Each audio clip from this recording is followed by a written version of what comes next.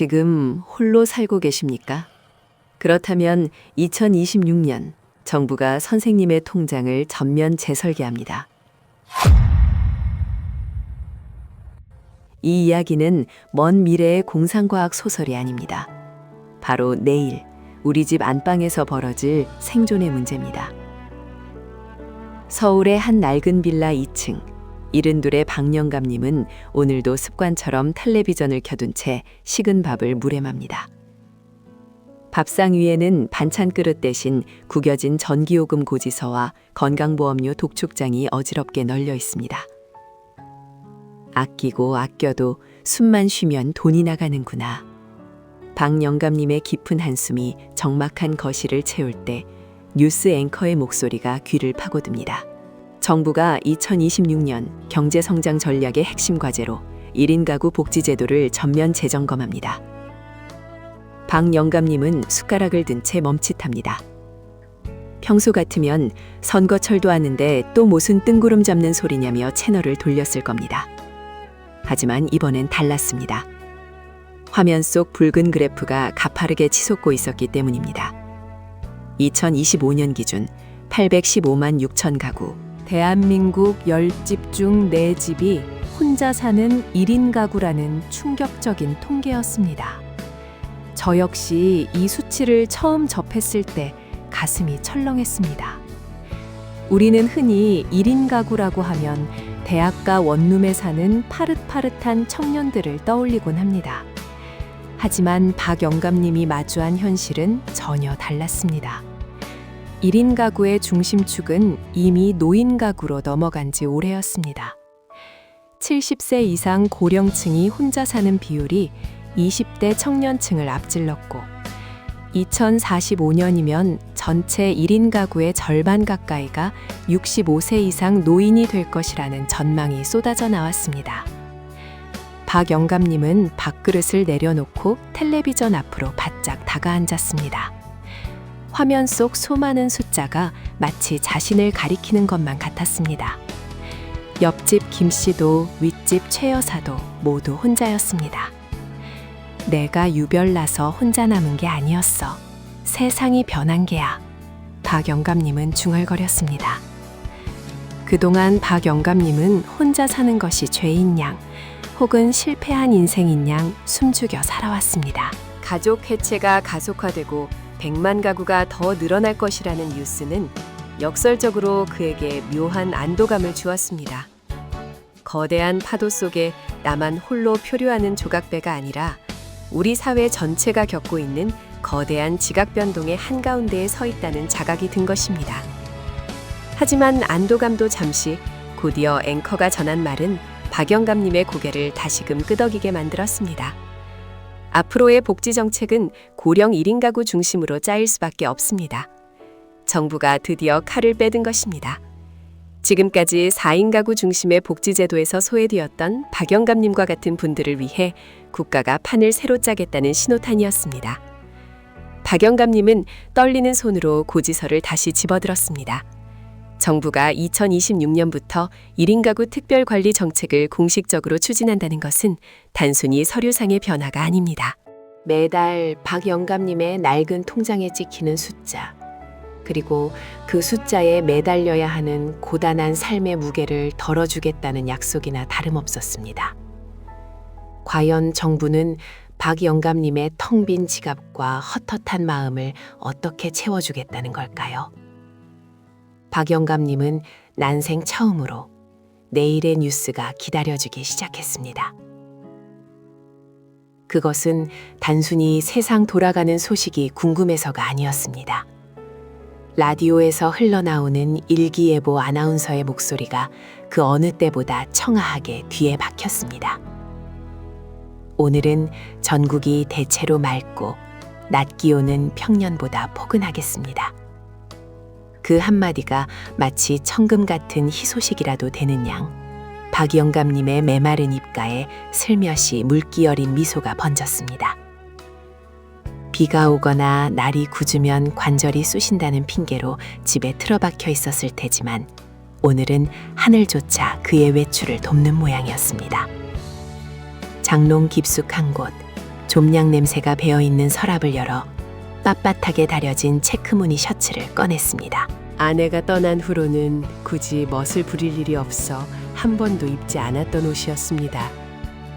거울 앞에 서서 희끗희끗한 머리카락을 정갈하게 빗어 넘기고 면도까지 말끔하게 마친 거울 속 노신사는 어제보다 10년은 더 젊어 보였습니다.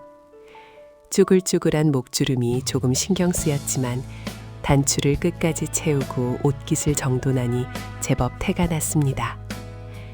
그가 이토록 아침부터 분주하게 채비를 서두르는 이유는 단 하나. 공원 벤치에서 다시 만나기로 한 그 사람 때문이었습니다. 어제 우연히 산책로에서 말을 섞게 된 고운 은발의 여사님. 이름도 성도 아직 모르지만 헤어질 때 그녀가 무심코 던진 내일도 날이 좋으면 이 시간에 여기 앉아 있을게요 라는 말이 박영감님의 잿빛 일상에 총천연색 물감을 떨어뜨린 것입니다. 혼자 먹는 밥이 모래알 같아 대충 물에 말아 넘기던 아침 식사 풍경도 오늘은 사뭇 달랐습니다. 냉장고 구석에 있던 김치를 꺼내 정갈하게 썰고 달걀 부침까지 노릇하게 부쳐 든든히 배를 채웠습니다. 누군가를 만나러 가는 길, 내 몸에서 힘이 나야 상대방에게도 좋은 기운을 줄 수 있다는 생각이 불현듯 들었기 때문입니다. 숟가락을 놓는 소리조차 경쾌하게 울렸습니다. 현관문을 나서자 차가운 아침 공기가 뺨을 스쳤지만 그마저도 상쾌하게 느껴졌습니다. 지팡이를 짚는 손에 힘이 들어갔고 발걸음은 평소보다 훨씬 가벼웠습니다. 늘 다니던 골목길 담벼락에 핀 이른물을 들꽃들이 오늘따라 유난히 예뻐 보여 박영감님은 잠시 걸음을 멈추고 허리를 숙여 그 작은 생명들을 들여다보기도 했습니다. 세상은 어제와 똑같이 무심하게 돌아가고 있었지만 박영감님의 눈에 비친 세상은 완전히 새로웠습니다. 길가에 굴러다니는 낙엽 하나에도 의미가 담겨 있는 듯 했습니다. 공원 입구에 다다르자 심장이 쿵쿵 뛰기 시작했습니다. 혹시나 나오지 않았으면 어쩌나, 내가 너무 일찍 온 건 아닐까, 아니면 어제의 그 약속을 노인의 지나가는 농담으로 여긴 건 아닐까 하는 걱정이 앞섰습니다. 하지만 저 멀리 약속했던 그 느티나무 아래 벤치에 익숙한 뒷모습이 보였습니다. 아침 햇살을 받아 반짝이는 은발, 그리고 단정한 베이지색 코트. 박영감님은 옷매무새를 다시 한번 가다듬고 헛기침을 한번 크게 한 뒤 천천히 그쪽으로 다가갔습니다.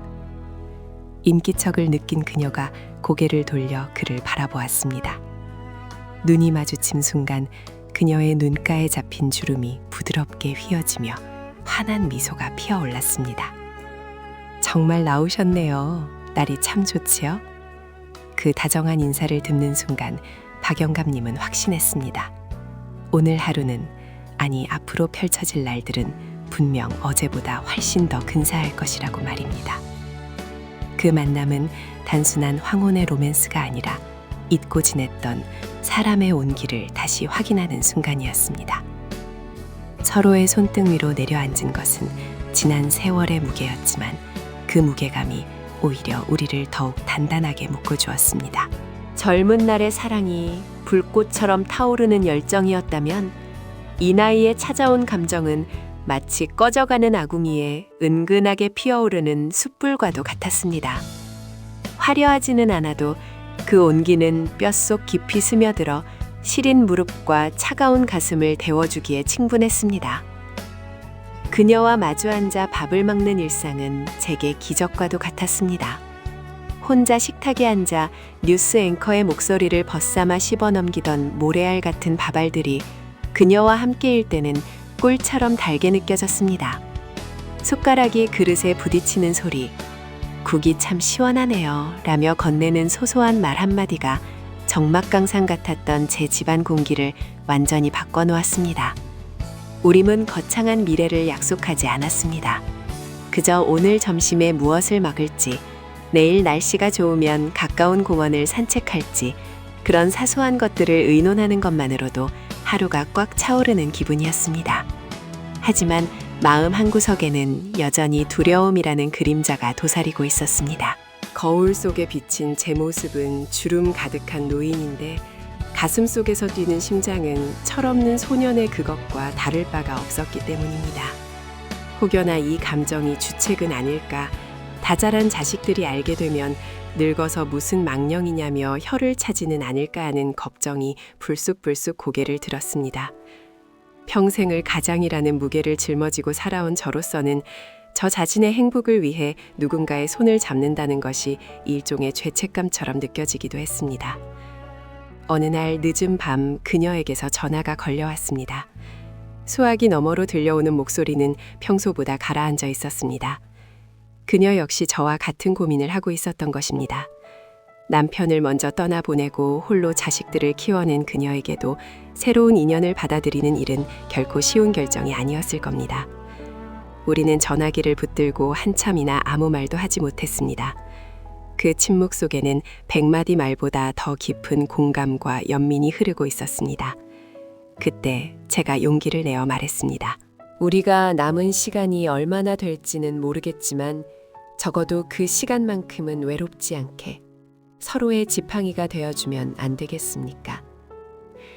그 말은 그녀에게 건네는 제안이기도 했지만 제 스스로에게 하는 다짐이기도 했습니다. 그날 이후 우리의 만남은 조금 더 깊어지고 단단해졌습니다. 남들의 시선보다는 우리 두 사람의 마음에 집중하기로 한 것입니다. 우리는 함께 낡은 앨범을 들춰보며 서로의 과거를 공유했습니다. 제가 살아온 치열했던 산업 역군의 시절 이야기, 그녀가 겪어낸 고단했던 살림살이 이야기를 나누며 우리는 서로가 살아낸 세월 그 자체를 존경하게 되었습니다. 젊은 연인들이 서로의 미래를 궁금해한다면 우리는 서로의 과거를 보듬어주며 현재를 위로했습니다. 그것은 단순히 남녀 간의 애정을 넘어선 인간 대 인간으로서의 깊은 유대감이었습니다. 그러던 중 우리 관계를 시험하는 첫 번째 시련이 찾아왔습니다. 환절기 감기가 유난히 독하게 돌던 때였습니다. 평소 건강을 자부하던 저였지만 나이는 속일 수 없었는지 며칠을 알아눕고 말았습니다. 자식들에게는 걱정을 끼치기 싫어 알리지 않았고 혼자 끙끙 앓으며 약을 삼키고 있을 때였습니다. 현관 벨소리가 울렸습니다. 힘겹게 문을 열자 그곳에는 그녀가 서 있었습니다. 며칠 연락이 닿지 않아 걱정되어 무작정 찾아왔다는 그녀의 손에는 직접 끓인 죽과 반찬통이 들려 있었습니다. 화장기 없는 수수한 얼굴에 맺힌 땀방울을 보는 순간 저는 왈칵 눈물이 쏟아질 뻔했습니다. 그녀는 익숙하게 부엌으로 들어가 상을 차려왔습니다. 뜨거운 죽을 호호 불어 제 입에 넣어주는 그녀의 손길은 투박했지만 세상 그 어떤 약보다도 효험이 좋았습니다. 아픈 몸보다 더 저를 힘들게 했던 것은 고독사라는 단어가 주는 공포였는데 그녀의 존재가 그 공포를 순식간에 몰아내 주었기 때문입니다. 아프면 아프다고 말을 해야지 미련하게 혼자 앓고 있어요. 타박하는 듯한 말투 속에 섞인 진심 어린 걱정이 제 가슴을 울렸습니다. 그 순간 저는 깨달았습니다. 이 사람은 단순히 외로움을 달래주는 말동무가 아니라 제 남은 생의 마지막 조각을 채워줄 반려라는 사실을 말입니다. 몸을 추스른 후 우리는 처음으로 먼 곳으로 여행을 떠나기로 했습니다. 자식들 눈치 보느라 혹은 몸이 힘들다는 핑계로 미루어 왔던 바다 여행이었습니다. 고속버스에 나란히 앉아 창밖으로 스쳐 지나가는 풍경을 바라보며 저는 그녀의 손을 꼭 잡았습니다. 거칠어진 그녀의 손마디가 제 손바닥 안에서 느껴질 때 비로소 저는 제가 살아있음을 그리고 사랑받고 있음을 실감했습니다. 하지만 그 여행지에서 우리는 예상치 못한 상황과 마주하게 되었습니다. 그것은 외부의 방해가 아닌 우리 내부의 현실적인 문제들이 수면 위로 떠오르는 계기가 되었습니다. 사랑이라는 감정만으로 덮어두기에는 우리가 살아온 60평생의 습관과 가치관의 차이가 너무나도 견고했던 것입니다. 처음 우리가 합가를 결정했을 때만 해도 서로의 외로움을 달래주고 따뜻한 밥 한 끼를 마주하는 것만으로 충분하리라 믿었습니다. 하지만 생활이라는 것은 낭만이 아닌 처절한 현실의 연속이더군요. 가장 먼저 부딪힌 것은 역시나 돈 문제였습니다. 그녀는 자식들에게 헌신적인 어머니였습니다. 그것이 흉이 될 일은 아니지만 문제는 그 헌신이 우리의 노후 자금을 위협하는 수준에 이르렀다는 점입니다. 아들이 사업 자금이 부족하다며 손을 벌릴 때마다 그녀는 저와 상의 한마디 없이 통장을 헐어주곤 했습니다. 제가 그 부분을 조심스럽게 지적하자 그녀는 오히려 저를 피도 눈물도 없는 사람이라며 몰아세웠습니다. 당신은 자식 귀한 줄 몰라서 그래요. 나중에 갚는다잖아. 그녀의 날선 목소리에 저는 말문이 막혔습니다. 자식을 위하는 마음을 모르는 바가 아니었으나 칠순을 바라보는 나이에 쌈짓돈까지 털어 밑빠진 독에 물을 붓는 행위는 저로서는 도저히 납득할 수 없는 불안감이었습니다. 그것은 단순한 인색함이 아니라 더 이상 물러설 곳 없는 노년의 생존 본능에 가까운 것이었으니까요. 경제적인 관념의 차이가 벌어지자 사소한 생활 습관들마저 거슬리기 시작했습니다. 저는 평생을 아침형 인간으로 살아오며 정해진 시간에 일어나 정갈하게 하루를 시작하는 것을 낙으로 삼았지만 그녀는 밤늦게까지 텔레비전을 켜두고 늦잠을 자는 것을 즐겼습니다. 처음에는 서로 다름을 인정하고 배려하려 노력했지만 한 집안에서 들리는 소음과 불규칙한 생활 패턴은 제 평온했던 일상을 서서히 갉아먹었습니다.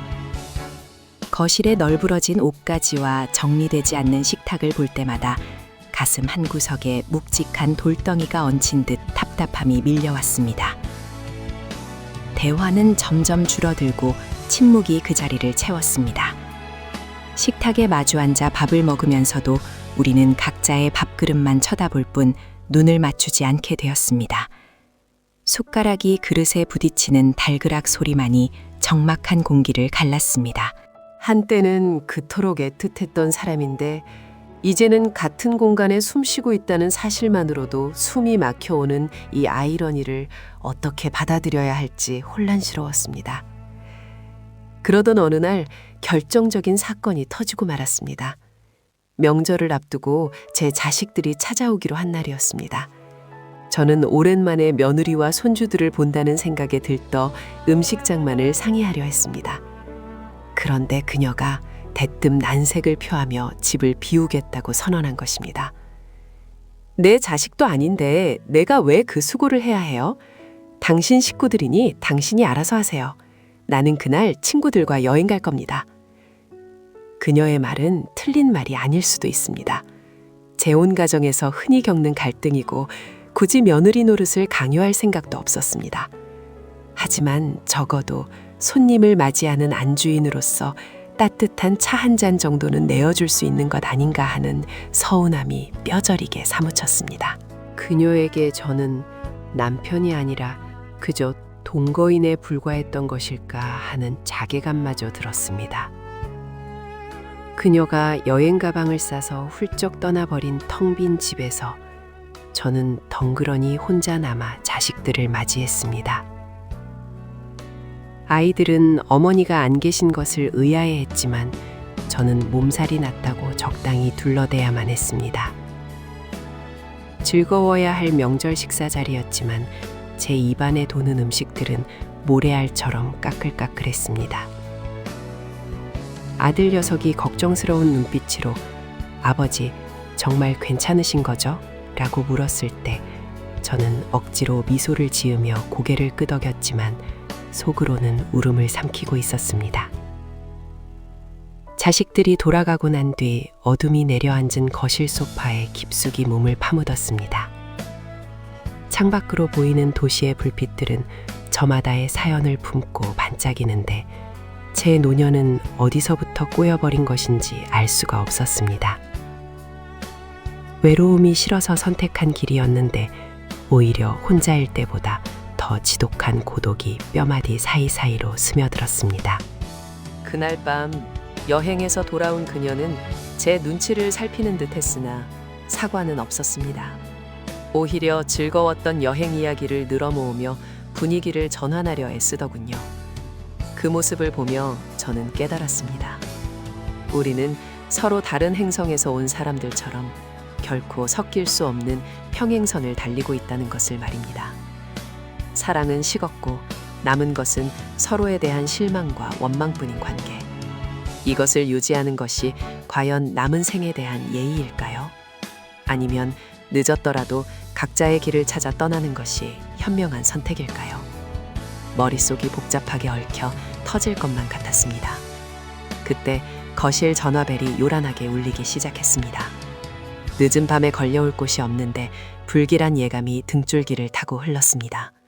수화기를 든 제 손이 미세하게 떨리고 있었습니다. 그것은 우리 관계에 파국을 날리는 피할 수 없는 신호탄과도 같았습니다. 그것은 우리 관계에 파국을 날리는 피할 수 없는 신호탄과도 같았습니다. 남편의 입에서 나온 그 말은 단순한 실수가 아니었습니다. 지난 40년의 세월 동안 저를 그리고 제가 지켜온 이 가정을 어떻게 생각하고 있었는지를 적나라하게 보여주는 증거였습니다. 당신이 뭘 안다고 나서 그냥 주는 대로 살면 되지.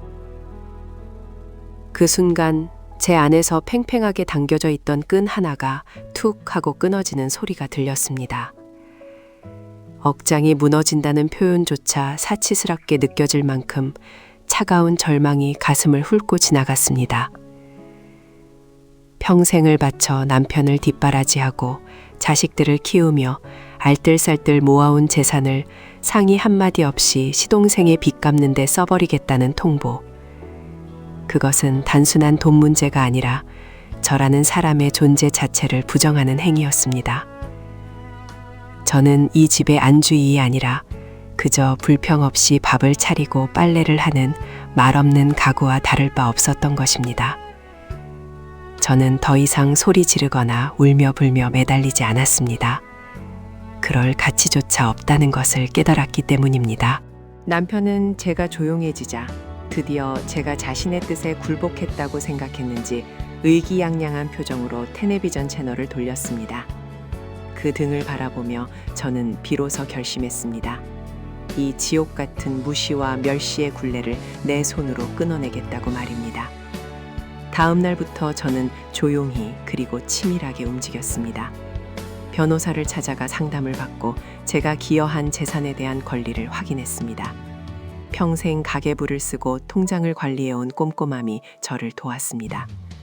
남편 몰래 짐을 정리하면서 옷장 깊숙한 곳에 넣어두었던 제 처녀 시절의 앨범을 꺼내보았습니다.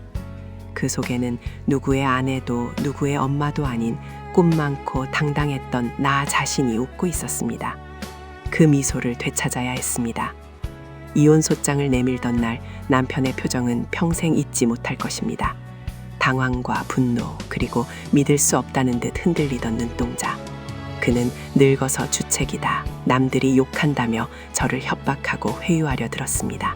하지만 이미 마음이 떠난 사람에게 그런 말은 허공에 흩어지는 먼지와도 같았습니다. 저는 담담하게 말했습니다. 남들 시선 때문에 내 남은 인생까지 지옥 불구덩이에 쳐넣을 수는 없어요. 나는 이제 내 이름으로 살고 싶어요. 당신의 아내라는 껍데기는 이제 벗어던질 겁니다. 법정을 나서는 길, 늦가을의 찬바람이 코끝을 스쳤지만 그 바람조차 상쾌하게 느껴졌습니다. 물론 과정은 쉽지 않았습니다. 자식들의 원망 섞인 하소연을 들어야 했고 주변의 수근거림도 견뎌야 했습니다. 30평 아파트에서 나와 작은 빌라의 월세방으로 옮겨야 했지만 그 좁은 방에 처음 누웠던 날 밤 저는 난생 처음으로 다리를 쭉 뻗고 깊은 잠에 들 수 있었습니다. 누구의 눈치도 보지 않고 내가 먹고 싶은 반찬을 해먹고 내가 보고 싶은 책을 읽으며 보내는 하루하루가 얼마나 소중한지 뼈저리게 느꼈습니다. 지금 저는 예전처럼 부유하지 않습니다. 화려한 옷도 좋은 차도 없습니다. 하지만 거울 속에 비친 제 얼굴은 그 어느 때보다 편안해 보입니다. 문화센터에서 서예를 배우고 주말이면 근처 공원을 산책하며 계절의 변화를 온몸으로 느낍니다. 잃어버렸던 제 이름을 되찾고 나니 세상이 전과는 다르게 보입니다. 황혼의 이혼이 정답이라고 말씀드리는 것은 아닙니다. 하지만 자신을 갉아먹으면서까지 지켜야 할 관계는 없다는 것을 저의 이야기를 통해 말씀드리고 싶었습니다. 참고 인내하는 것이 미덕이라 배웠던 우리 세대지만 그 인내가 나 자신의 존엄을 해친다면 과감히 놓을 줄도 알아야 합니다. 인생의 황혼기는 끝이 아니라 오롯이 나 자신을 위해 빛날 수 있는 마지막 기회일지도 모릅니다. 지금 혹시 누군가의 그림자로 살며 숨죽여 울고 계신가요? 부디 잊지 마십시오. 당신은 누군가의 아내, 누군가의 어머니이기 이전에 사랑받고 존중받아 마땅한 고귀한 사람입니다. 늦지 않았습니다. 당신의 남은 날들이 타인의 시선이 아닌 당신 자신의 행복으로 채워지기를 간절히 바랍니다. 저의 긴 이야기를 들어주셔서 감사합니다. 지금까지 시청해 주셔서 감사합니다. 구독과 좋아요, 알림 설정은 영상 제작에 큰 힘이 됩니다.